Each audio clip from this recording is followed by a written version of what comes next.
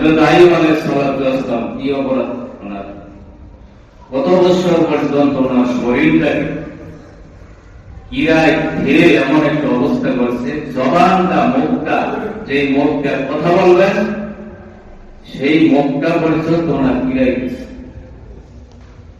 ইব্রাহিম আলাইহিস সালাম সালাম দিলেন, জবাব দিতে পারে নাই। দ্বিতীয়বার সালাম দিলেন, জবাব দিতে পারে নাই। তৃতীয়বার উনি বললেন ওয়ালাইকুম আসসালাম ইয়া ইব্রাহিম। বলে আমি দুইবার সালাম দিলাম, জবাব দিলেন না। তৃতীয়বারে জবাব দিলেন, বলে যখন আপনি সালাম দিয়েছেন তখন একটা পোকায়, একটা কীট আমার জবানটা খাইতেছিল। আমার জবানটা খাইতেছিল। আমি যদি ওয়ালাইকুম আসসালাম বলি, এই কীট, এই পোকাটা আমার জবান থেকে পড়ে যাবে, তার যে খাবার, যে খাদ্য সে খাইতে পারবে না, তার কষ্ট হবে। এই জন্য আমি তাকে কষ্ট দিলাম না। যখন তার খাবার শেষ হয়েছে, সে যখন পড়ছে, তো ومن سيئات أعمالنا من يهده الله فلا مضل له ومن يضلل فلا هادي له ونشهد أن لا إله إلا الله وحده لا شريك له ونشهد أن سيدنا ومولانا محمدا عبده ورسوله أرسله بالحق بشيرا ونذيرا وداعيا إلى الله بإذنه وسراجا منيرا. أما بعد فأعوذ بالله من الشيطان الرجيم. بسم الله الرحمن الرحيم. وأما من خاف مقام ربه ونهى النفس عن الهوى فإن الجنة هي المأوى. قال النبي صلى الله عليه وسلم إذا اتخذ الخيط ولن والأمانة مغنما والزكاة مغرما وتعلم لغير الدين. الآخر الحديث. صدق الله العظيم وصدق رسوله النبي الكريم ونحن على ذلك من الشاهدين والشاكرين والحمد لله رب العالمين. الحمد لله. মহান রব্বুল আলামিনের প্রতি অসংখ্য অগণিত শুকর, যে মহান রব্বুল আলামিন, মহান স্রষ্টা আমাদেরকে সুস্থ রেখে, ভালো রেখে আল্লাহ পাকের ঘর পর্যন্ত পৌঁছায় দিয়েছেন, সেই মহান স্রষ্টার প্রতি শুকরিয়া আদায় করে আলহামদুলিল্লাহ। সুখে থাকি, দুঃখে থাকি, আর হালাতে আল্লাহ পাকের শুকরিয়া কি করতে হবে? আমাকে অসুস্থ রেখে আল্লাহ পাক যদি রাজি থাকে, সেই অসুস্থই কি আমার জন্য? হ্যাঁ, আমার। আর আমাকে সুস্থ রেখে যদি আল্লাহ পাক খুশি থাকে, সেটাও আমার কি? কোন নবীরা কখনো গুনাহ করছে বলেন? আমরা অনেক সময় তো অসুস্থ হইলে আমরা বলি যে জীবনে এমন কিছু করছে যার কারণে সেই অবস্থা হয়। এটা বলা উচিত না। সালামের জবাব দিলাম, জোরে বলি আল্লাহ একজন নবী আইয়ুব আলাইহিস সালাম সুস্থ হওয়ার পরে, ভালো হওয়ার পরে তিনি কাঁদতে আরম্ভ করলেন যে আল্লাহ, আমি যখন অসুস্থ ছিলাম বারবার আমাকে আপনি জিজ্ঞাসা করলেন, হে আয়ুব আপনি কেমন আছেন? আমি বললাম যে আল্লাহ আমি কি আছি, কিন্তু এখন সুস্থ হওয়ার পরে আপনার আমাকে জিজ্ঞাসা করবেন। তাহলে অসুস্থতার ভিতরে যদি আমার আল্লাহ আমার উপর রাজি থাকে, এটাই আমার জন্য কি সবচেয়ে বড় আল্লাহ। হযরত ইমরান ইবনে হুসাইন রাদিয়াল্লাহু তাআলা আনহু আল্লাহর রাসূলের প্রিয় একজন সাহাবী। আমার কথা কি শুনতেছেন আপনারা? ঘুমায় না দয়া জুমার দিন আইলে আমরা ঘুমে ধরে সারা মাসে সপ্তাহে ঘুমে ধরে সামনে কাজের বৈশাখ মাথা নিচের দিকে পথ মাথা বিন্দু এরকম একটা অবস্থায় আল্লাহু আকবার। হযরত ইমরান ইবনে হুসাইন রাদিয়াল্লাহু তাআলা আনহু রাসূলের প্রিয় সাহাবী। তিনি দীর্ঘদিন অসুস্থ, বিছানায় পড়া, কোন কথা বলতে পারে না, হালকা কথা বলতে পারে, প্রস্রাব পায়খানা শোয়ার ভিতরে তিনি করেন। দীর্ঘদিন পর্যন্ত তিনি বিছানায় শোয়া, বিছানায় কাতর অবস্থায়। ওনার এক বন্ধু ওনার কাছে আসছে বিমান ভর্তি করার জন্য, দেখার জন্য। ওনার কাছে আসার পরে ওনার এই হালাত, এই অবস্থা দেখে ওনার বন্ধু চোখের পানি ছেড়ে চারদার করে কাঁদতে আরম্ভ করে দিলেন। এই আমার বন্ধু, তোমার বড় কষ্ট হইতেছে, তুমি বড় কষ্টের ভিতরে আছো।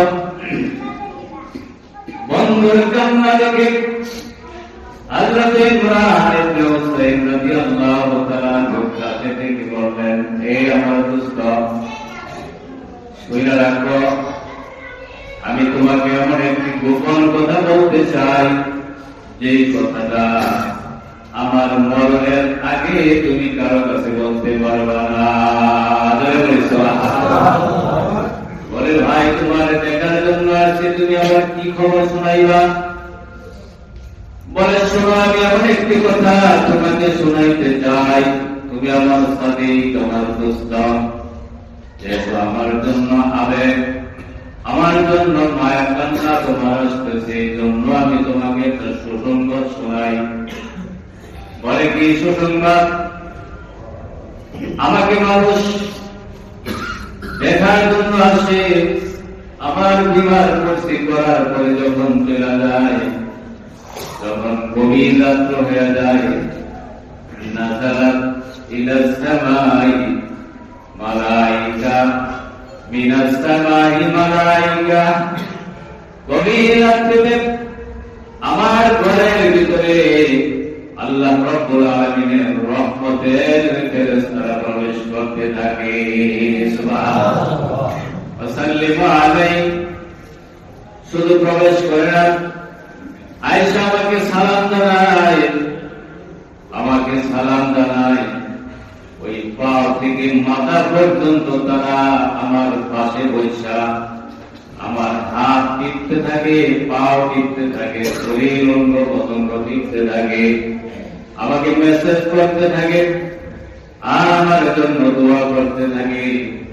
যখন সকাল হয়ে যায়, তখন তারা আমার কাছ থেকে চলে যায়, আমার জন্য তারা দোয়া করতে থাকে।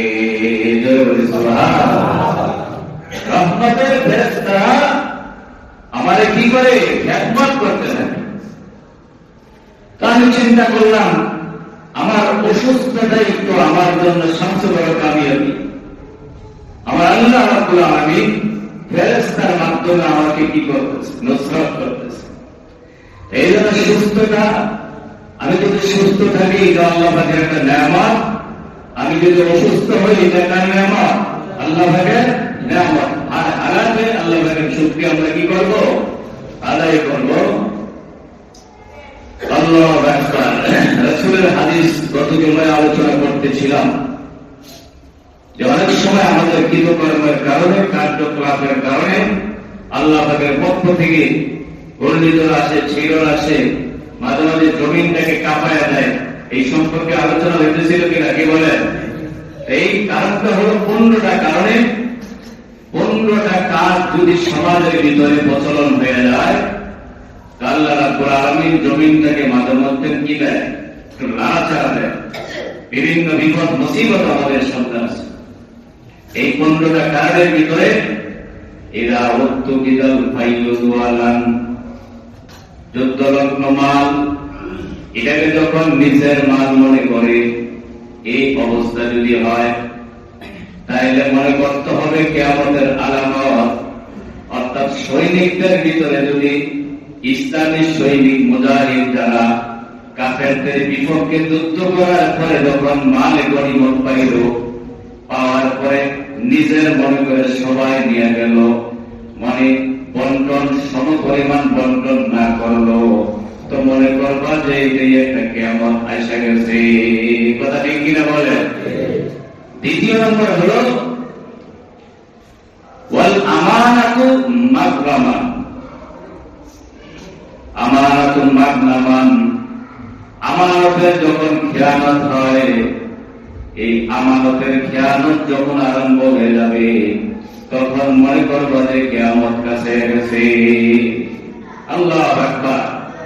আবু জাহেল, উতবা, সাইবা কত বড় বড় কাফের ছিল। হাদিস আছে যে নবী যত বড় হবে তার শত্রুও তত বড় হবে। মুসা আলাইহিস সালাম যত বড় নবী ছিলেন, ওনার শত্রু ফেরাউন তত বড়। ইব্রাহিম আলাইহিস সালাম যত বড় নবী ছিলেন, ওনার শত্রু নমরুদ তত বড়। আল্লাহর নবী যত বড়, ওনার শত্রু কি তত বড়। নাইলে দেখেন গায়ে হেরা কত উঁচা, কোন জায়গার ভিতরে তারা ইসরায়েল কিভাবে ঠিক ওই জায়গার মধ্যে বের করছে। আবু জাহেল তার সঙ্গভঙ্গ। তো এই আবু জাহেলের যত গ্রুপ আছে, কাফেরদের যত লিডার আছে, এই সবাই আমার আপনার নবীর শত্রু, দুশমন। কিন্তু শত্রু হলে কি হবে, এই কাফেররা পর্যন্ত তাদের মাল সামানা আল্লাহর রাসূলের কাছে আমানত রেখে গেছে। কথা ঠিক কিনা বলেন? কথা সত্য না মিথ্যা? কাফেররা পর্যন্ত আবু জাহেলের গ্রুপের ঠিক আছে, কিন্তু আমানতের মাল কার কাছে আছে? রাসূল সাল্লাল্লাহু আলাইহি ওয়াসাল্লামের কাছে আছে। জানে যে মুহাম্মদ কখনো আমানতের খেয়ানত করে না, করতে পারে না। কিন্তু সামাজিক হিসাবে এক একজনের দলের লিডার, গ্রুপের লিডার আমিত্ববোধ আছে না, এটার জন্য ঈমান আনে না। যেমন চাচা ঈমান আনে নাই, জানি সমাজের লিডার, আমি যদি বাতিদার কাছে ঈমান নিয়ে আসি, মানুষে কি বলবে? তো আল্লাহ রাসূল আমানতদারি কেমন ভাবে করছেন? আল্লাহ রাসূল যখন মক্কা ছেড়ে মদিনা চলে যাবেন, হযরত আলী রাদিয়াল্লাহু তাআলা আনহুকে জিম্মাদারি দিয়ে গেলেন, হে আলী, আল্লাহ রাব্বুল আলামিনের আদেশ হলো আমি হিজরত করব। কাজী এই আমার সমাজের যতগুলো মানুষ আমার কাছে আমানত দিয়ে গেছে, আমি যদি তাদের আমানত ঠিক মতো না দিই, তারা বলবো মুহাম্মদ তো প্রতারক, মিথ্যাবাদী।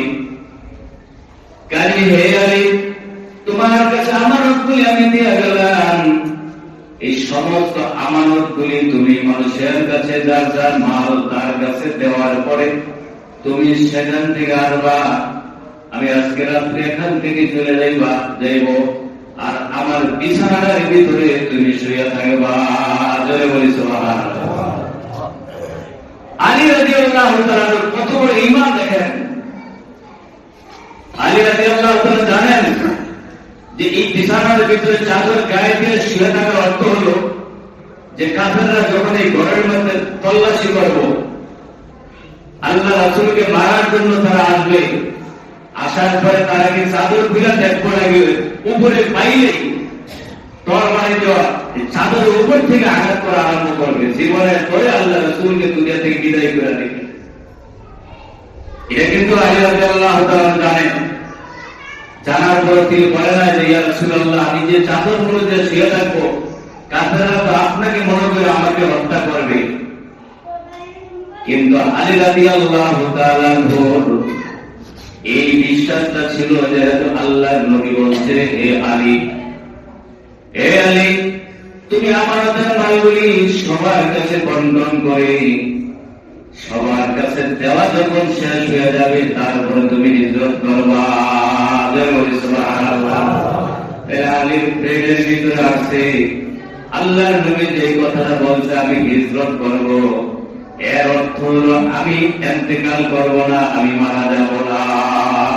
এটার নাম হলো ঈমান। এটার নাম কি? ঈমান বিল রাসূল, ঈমান বিল্লাহ। তো ঠিক অবস্থা এরকমই হয়েছে। কাফেররা যখন আল্লাহ রাসূলের ঘরকে ঘেরাও করে দিল, করার পরে আল্লাহ রাসূল দেখলেন যে চারিদিক থেকে কাফেররা ঘেরাও করে রয়েছে। এখন কিভাবে বের হবেন? আল্লাহ পাকের আদেশ হলো যে আপনি হাতের ভিতরে বালু নেন, বালু নিয়ে এগুলো ছিটে দেন। ওমা রমাইতা ইজ রমাইতা ওয়ালাকিন্নাল্লাহা রমা। আপনার দায়িত্ব হলো আপনার হাত থেকে বালুগুলো ছিটাই দিবেন, আর আমি আল্লাহ রাব্বুল আলামিনের দায়িত্ব হলো তাদের চোখের ভিতরে বালু পৌঁছাই দেব। সুবহানাল্লাহ। আল্লাহ রাসূল বালু ছিটাই দিয়েছে, কাফেরদের চোখের ভিতরে বালু ঢুকে গেছে, চোখে মুখে কিছু দেখে না। আল্লাহ রাসূল তাদের সামনে দিয়ে বাইরে হয়ে গেছে। সুবহানাল্লাহ। বাইরে চলে আসছে। তারা ঢুকছে, ঢুকার পরে দেখে একজনে বলে যে মা উপরটা তরবারি মা, আরেকজনে বলে যে না, মুহাম্মদ তো আমাদের নাগালের ভিতরে আছে, সে তো আর যাইতে পারবে না, কাজে দেখো তাকে ভালোমন্দ জিজ্ঞাসা করো। তাদেরটা টান দিছে, আল্লাহু আকবার, টান দিয়া দেখে এখানে মুহাম্মদ নাই, এখানে হযরত আলী রাদিয়াল্লাহু তাআলা শুয়ে আছে। কিছু মায়ের থাপ্পড় আলীকে দিছে যে তুমি এখানে আসলে থেকে, আমরা তো দেখলাম মুহাম্মদ এখানে শুয়ে আছে। বলে হে আলী, মুহাম্মদ কই গেছে বলো। আলী রাদিয়াল্লাহু তাআলা কি মিথ্যা কথা বলতে পারে? কি বলেন? আমরা তো প্রথমে মিথ্যা কথা। আলী রাদিয়াল্লাহু তাআলা বলেন যে একটু আগে তো এখানে ছিল, এখন কোথায় গেছে জানি না। তো ঠিক হইলো, কই গেছে জানে? আল্লাহু আকবার। আলীকে ছেড়ে দিচ্ছে, আল্লাহ রাসূল চলে গেছে। মূল কথা হলো বলে আমানাতু মান্নামা, আমানত মানুষের কাছে আমানত অনেক প্রকার। কথার আমানত আছে। আপনার কাছে কেউ বললো যে ভাই আমি আপনার কাছে এই কথাটা বললাম, আপনি এই কথাটা কারো কাছে বললেন না, তাহলে এটা আমানত দিল কিনা? কি বলেন? এই আমানতটা যদি খেয়ানত করেন, এটার জন্য আল্লাহর কাছে দয়া দিতে হবে।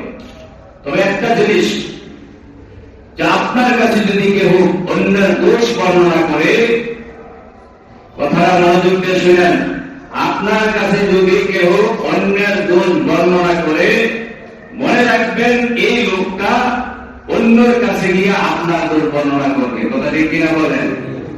আপনার কাছে এসে যদি অন্যের দোষ বর্ণনা করে, মনে রাখবেন আপনার দোষ সে অন্য জায়গায় আবার কি করবে? বর্ণনা করবে। এই জন্য এগুলা থেকে সতর্ক, ভাই অন্যের দোষ আমার কাছে বললেন না, অন্যের দোষ চর্চা করেন না। এটা গিবত শেখায়। এখন কথা আমার, আবার কিছু মানুষ আছে যে ভাই আমি আপনার কাছে বললাম, আপনি কারো কাছে বললেন না। আবার আরেকজনের কাছে বইলে কয় আপনার কাছে বললাম, আপনি কারো কাছে বললেন না। এটা শেখ সাদী রহমতুল্লাহের কথা, যে তুমি এখানে গেটআপ লাগাইও না, এই গেটআপ লাগাইলেই সমস্যা। অর্থাৎ আপনার কাছে কইছি, আপনি বললেন না, এইটা বললে চুরিটাকে আর বলছে যেহেতু বললেন না কইছি, এটা বলা দরকার। যেহেতু বললেন না কইছে, আল ইনসানু হারিসুন ফীমা মুনিয়া, মানুষকে দিয়ার থেকে নিষেধ করা হয়, এটার থেকে মানুষ দাবি তো বেশি হয়। কি বলেন? উস্তাদ ছাত্রকে একটা ডিব্বা দিয়ে বলছে যে এই ডিব্বাটা তোমার উস্তাদের কাছে নিয়ে দিও, তাইও রাস্তার ভিতরে এই ডিব্বাটা তুমি খুলো না। এখানে বারবার বইলা দিয়েছে রাস্তার ভিতরে বোতলটা ডিব্বাটা তুমি কি করো না। এর ছাত্র বারবার এটার ভিতরে কি, এটার ভিতরে কি, এটার ভিতরে কি বইলা দেখি অসুবিধা কি? বলতো না করছে মানে এটা যেন আমি কিছু না করি, তো আমি এটা খুলে বেগাম লাগে, অসুবিধাটা কি? এর একজন ডিব্বা খুলছে, খোলার পরে হঠাৎ করে ছেলেটার ভিতরে ইঁদুরের বাচ্চা, ছোট ইঁদুর আছে না, ইঁদুরের বাচ্চা ছিল। ডিব্বা খোলার পরে ইঁদুরের বাচ্চা আছে দিদি বলে ধরে রাখা যাবে রে, পথ করে চলে গেছে। যাওয়ার পরে তো এমন ওস্তাদের কাছে দিয়েছে, ডিব্বার ভিতরে আছে ইঁদুর, খালি ডিব্বা নিয়ে দিয়েছে। যাওয়ার পরে এটা আশ্চর্য হয়ে গেছে যে আমার কাছে খালি ডিব্বা নিয়ে এসে কেন? তো এই ওস্তাদে জিজ্ঞাসা যে আমি ছাত্র পড়াইছিলাম, এই ছাত্রটা একটা জিনিস সহ দিয়েছিলাম, আপনার কাছে গেছে কিনা? বলে খালি বোতল, খালি ডিব্বা এসে। তো বলে আমি ছাত্রটাকে পরীক্ষা করতে চাইছিলাম সে কি আমানতদার কিনা, তার ভিতরে আমানত আছে কিনা। দেখলাম যে না, তার ভিতরে কি নাই? আমানত নাই। দ্বীনের আমানত, ইসলামের আমানত তার কাছে দেওয়া যাবে না, সমাজের আমানত তার কাছে দেওয়া যাবে না, সে যেই কোনো মুহূর্তে ধ্বংস করে ফেলবে। গত 5 বছর আগে এক কোম্পানি লোক নিয়োগ দিবে, নোটিশ লিখে দিচ্ছে যে এতটা সময় ইন্টারভিউ হবে। একটা ছেলে গেছে ইন্টারভিউ দেওয়ার জন্য, তার সুন্দর দাড়ি, সুন্নতি দাড়ি। এবার ইন্টারভিউতে সে পাস করছে, করার পরে কোম্পানি ডাকছে, ডাকার পরে বলল যে তুমি যদি এই চাকরি করতে চাও তাহলে তোমার দাড়িগুলি কি করতে হবে? ফেলে দিতে হবে। যদি দাড়িটি ফালাইতে পারো তাহলে তোমার কি হবে? চাকরি হবে, না আমরা চাকরি দিতে পারবো না। তুমি কিন্তু সবচেয়ে ভালো নাম্বার পাইছ, কিন্তু আমাদের কোম্পানিতে চাকরি করতে হলে তোমার দাড়ি কি করতে হবে? ফালাই দিতে হবে। এ ছেলে চাকরির জন্য বাসায় গিয়া দাড়ি ফালাই দিয়া ওই কোম্পানির কাছে আসছে যে বস দিদা কইছেন আপনার কথা অনুযায়ী দাড়ি ফালাই দিছি। এখন বস সাথে সাথে লেখা দিছে, এটাই হল তোমার সবচেয়ে বড় পরীক্ষা। তুমি আল্লাহ রাসূলের দাড়িগুলি, আমি একজন সাধারণ মানুষ, কথা বলার কারণে দাড়িগুলি তুমি ফালাই দিছ। আল্লাহ রাসূলের আমানতের খেয়ানত যেই লোকটা করতে পারে, আমার এই কোম্পানির এত লক্ষ লক্ষ টাকা পয়সা যে সে আমানতের খেয়ানত করবে না, এটার কি সন্দেহ আছে? কাজে তোমার চাকরি হবে না। কথা কি বলেন? বিচারটা ভালো করছে না খারাপ করলো? আপনি যদি আল্লাহ রাসূলের সুন্নতের উপরে ইস্তেকামত থাকতেন, আল্লাহর তরফ থেকে আপনার ফয়সালা হয়ে যেত। কারো না কারো মনের ভিতরে আল্লাহ পাক মহব্বত পয়দা করে দিত। মান কানা লিল্লাহি কানা আল্লাহু লাহু। আপনি জানেন রাখেন, আল্লাহকে যেরকম আপনি মনে করেন, আল্লাহ ঠিক আপনার সাথে এরকম আচরণ করবে। আপনি যদি মনে করেন আল্লাহ আপনাকে দিতে পারবে না, দিবে না, আল্লাহ আপনাকে দিবে না। আর আপনি যদি মনে করেন যে আমার মাওলা, আমার আল্লাহ আমাকে দিতে পারে যেই কোনো হালাতে, যেই কোনো মুহূর্তে, পারে কিনা? কি বলেন? পারে কিনা? আল্লাহু আকবার, আল্লাহু আকবার। এই জন্য কিয়ামতের একটা আলামত হলো আমানাতুল মাগনামান, আমানতের খেয়ানত করা। কথার আমানত, কাজের আমানত। আপনার মালিক আপনাকে বলছে এই কাজগুলি করবো, আমি কিন্তু সেখানে থাকবো না, কিন্তু আপনি যে সঠিকভাবে সেই কাজগুলি করেন নাই, এটার আমানতের কি করলেন? খেয়ানত করলেন। আপনার প্রতিষ্ঠানের ভিতরে একটা ছাত্র দেওয়া হয়েছিল, বলা হয়েছিল আমি প্রতি মাসে আপনাকে টাকা পয়সা দিতেছি, আপনি আমার সন্তানটাকে একটু ভালো করে দিয়েন, কিন্তু আপনি সেইভাবে তাকে ভালো খ্যাতপথ দিলেন না। এটা আমানত কিনা? কি বলেন? আমানত, মালের আমানত। আপনার কাছে 10,000 টাকা, 5,000 টাকা আমানত রাখছে, এই টাকাটা আমি যখন চাইবো তখন এই টাকাটা আমার তুমি কি করবা? দিবা। কিন্তু আপনি ব্যাংকে বলেছেন এই জুতা, নতুন জুতা ক্ষয় হয়ে গেছে, আপনার পিছিয়ে করতে করতে আপনারা দেন না। কিস্তিতে মাল আনছেন দোকান থেকে, আমার ওয়াদা করে আসছেন যে আমি ঠিক মতো এটা দিব, দেন না, সে বারবার আসতেছে। এই যে মালের আমানত, এর থাকে একটা মাসালা বলি, মাসালাটা জেনে রাখেন। একটা হলো আমানত আর একটা হলো জামানত। বলেন, একটা হলো আমানত আর একটা কি? আমানত কাকে বলে আর জামানত কাকে বলে?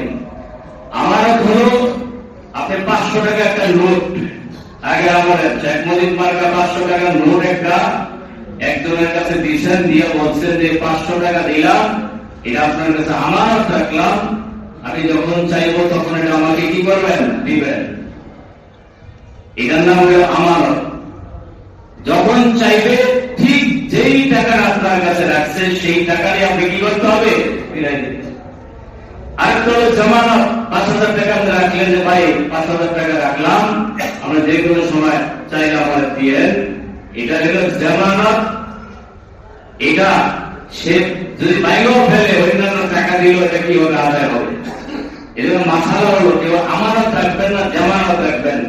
কেউ যদি আমানত রাখে 500 টাকা নোট, এই টাকা যদি হারিয়ে যায়, চোরে নিয়ে যায়, তাহলে তার উপরে জিম্মাদারি নেই। বুঝাচ্ছেন মাসালাটা কি বলছি? তার উপরে আপনার টাকাটা ফিরে দেওয়ার জিম্মাদারি নাই। যেহেতু আপনি আমানত রাখছেন, আর আমানতের টাকা কি সে ফিরে পাবে? আমার কথাটা বোঝেন নাই। আমি যে 500 টাকা নোটটা দিলাম, বলছি যে আমানত, মাসালা হলো এই টাকাটি আবার কি করতে হবে, ফিরাই দিতে হবে। এখন এই টাকা যদি চোরে নেয়, হারাইয়া যায়, আসলে সত্যিকার হারাইছে বা চোরে দিচ্ছে, তাহলে তার উপরে কিন্তু জিম্মাদারি না করে দেওয়া। আর যদি সিধাই বাটপারি করে কোন যে চলে দিচ্ছে, তাহলে তো অন্য ভিন্ন কথা। কিন্তু মাসালা হলো এগুলো কারা কাছে টাকা দিলে জামানত রাখবেন, আমানত রাখবেন না। কথা বুঝাচ্ছে? এটা হলো শরীয়তের মাসালা। তো আমানতের যদি খেয়ানত কেউ করে, এটা একটা কিয়ামতের আলামত।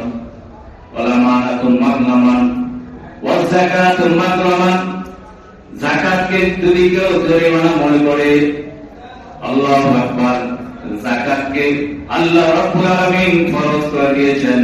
আপনার মালের ভিতরে যাকাতটা হলো ময়লা। এই ময়লা পরিষ্কার করলে যেরকম কাপড় পরিষ্কার হয়ে যায়, মালের ভিতরে খারাপ মালগুলি ফালাই দিলে যেভাবে মাল পরিষ্কার হয়ে যায়, বলে আপনার মালগুলি, টাকাগুলি, পয়সাগুলি পরিষ্কার পরিচ্ছন্ন করার জন্য আল্লাহ রাব্বুল আলামিন ডিটারজেন্ট পাউডার, সাবান হিসাবে যাকাত রাখছে। এই যাকাতটা দিলে, আদায় করলে আপনার মালগুলি পরিষ্কার হয়ে যাবে। জয় বলে সুবহানাল্লাহ। এই মালে, হালাল মালে, ওই যে বাড়ি চালা দিয়ে চোর করে, এই হালাল মালে, এই হালাল মাল ঘুরা ঘুরা, চিপায় চিপায় ঘুরা ঘুরা আপনাকে আরো হালাল মালের ব্যবস্থা করে দিবে, যদি যাকাত আপনি আদায় করেন।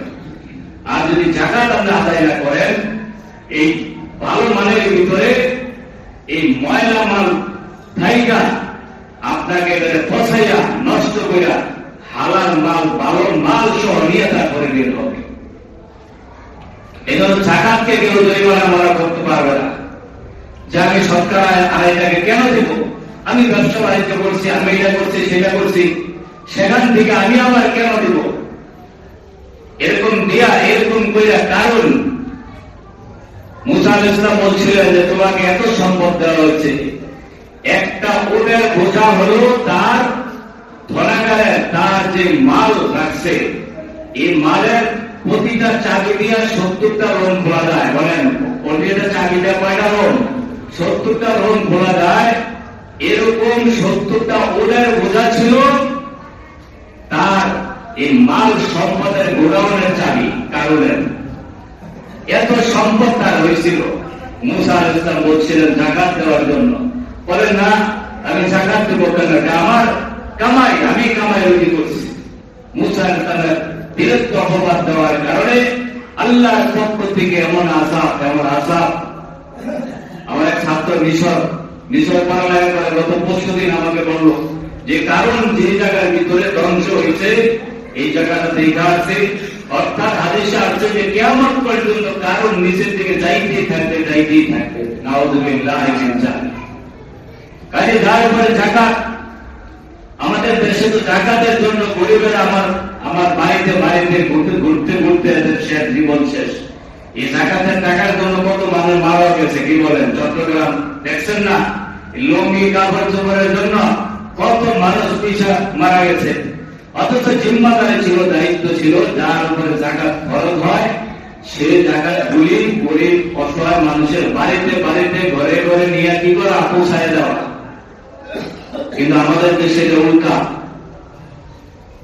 কেউ যদি তার যাকাতকে জরিমানা মনে করে, তাহলে বুঝতে হবে যে কিয়ামত অতি নিকটে এসে গেছে। এরপরে রাসূলের হাদিস হলো উল্লিমা লিগাইরিদ দ্বীন,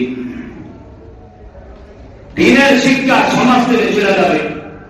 কোরআনের শিক্ষাকে মানুষ উপেক্ষা করবে, কোরআনের শিক্ষাকে মানুষ অবহেলা করবে, যে এই কোরআনের শিক্ষা কে কি করছে সমাজের ভিতরে। এই ধরনের মন মানসিকতা মানুষের পয়দা হয়। বলেন, মানুষের জাগতিক শিক্ষার উপরে একই না বিশ্বাস রাখা কি উপকৃত হয়েছে? কয়জন উপকৃত হয়েছে? আপনার সন্তানকে লেখাপড়া করাইতে আমেরিকা, জাপান পুরা বিশ্বের সবচেয়ে বড় শিক্ষিত বানানোর পরে আপনি যে মারা যাবেন, আপনার মুখের ভিতরে একটু পানি দেওয়ার মতো ওই ছেলেকে কাছে পাইবেন না, হয় না? এরকম কি বলেন? বৃদ্ধাশ্রমে আপনাকে দিয়ে আসে, বহুত গুলশান বানানোর ভিতরে বাড়িঘর আছে, এই যে পড়ে রয়েছে মা বাপ কোন খোঁজখবর নাই, বা টাকা পয়সা দিয়া কাজের মহিলা দিয়ে কাজ করাইতেছে, সন্তানকে সারা জীবন কষ্ট করিয়া চাকরি বাকরি করিয়া লেখাপড়া করাইছে, করানোর পরে চাকরি ছেলেকে যাবান বিদেশ থাকে আপনার কাছে, আপনাকে খেদমত করার মতো সুযোগ কারে কি হয় না? হয় না। আপনাকে দিয়ে দিচ্ছে বৃদ্ধাশ্রমে। গত পরশুদিন মোবাইলে দেখলাম যে বাপের কোটি কোটি টাকার মালিক, আমার কথা শুনতেছেন আপনারা? বাপের কোটি কোটি টাকার মালিক এই বাপের সন্তানের বৃদ্ধাশ্রমে দিয়েছে। বাপের মাশাআল্লাহ সুন্দর একটা বুদ্ধি কইরা এই যে গুলশান বনানি যে বড় বড় বাড়িগুলা ছিল, এই বাড়িগুলা সুন্দর করে ইসলামের ভিতরে বৃদ্ধাশ্রমের নামে লিখে দিয়েছে। জোরে বলি সুবহানাল্লাহ। এটা ভালো করছে না খারাপ করছে? কি ছেলে বাপের বৃদ্ধাশ্রমে দিয়েছে, আর বাপও কি করছে? বৃদ্ধাশ্রমের নামে দিয়ে দিচ্ছে আতুরে হাতে মোনা। এখন বৃদ্ধাশ্রম থেকে নোটিশ আসছে যে ছেলে তুমি বাড়ি ছাড়তে হবে, এটা তোমার বাড়ি না, তোমার বাবা দিয়ে দিয়েছে বৃদ্ধাশ্রমে। বড় সুন্দর কাজ করছে। এই অবস্থা দিন মানুষ যখন ঐশী বাড়ির শিক্ষাকে যখন মানুষ অবহেলা করে, আর জাগতিক শিক্ষা যে শিক্ষা নিজের বানানো মানুষের রচয়িতা মানুষ রচনা করে যে শিক্ষা, এই শিক্ষাকে যখন মানুষ প্রাধান্য দেয়, মূল্য দেয়, দাম দেয়, তো মনে করতে হবে যে এটা একটা কিয়ামত। আসলে কি কিয়ামত? কিয়ামত অর্থ কি? কিয়ামত অর্থ হইল বিপদ মুসিবত আসা।